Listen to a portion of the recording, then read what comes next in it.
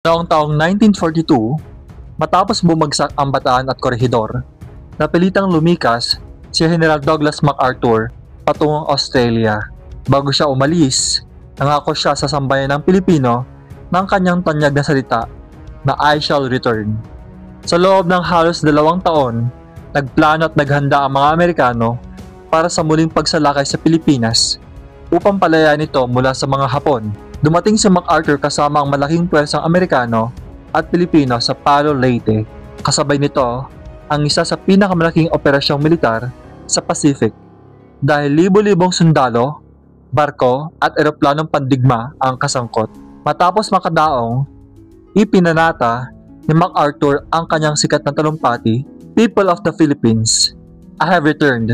By the grace of the Almighty God, our forces stand again on Philippine soil.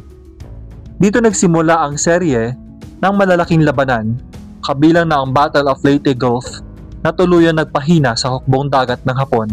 Ang Leyte Landing ay simbolo ng katuparan ng pangako ni MacArthur at nagbigay ng panibagong pag-asa sa mga Pilipino.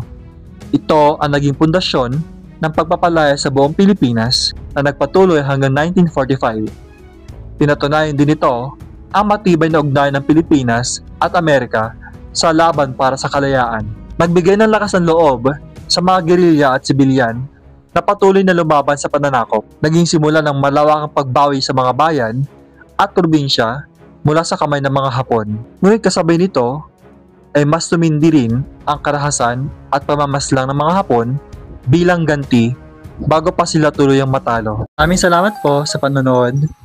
Huwag kalilimutang i-like ang video at mag-subscribe sa ating YouTube channel. Thank you!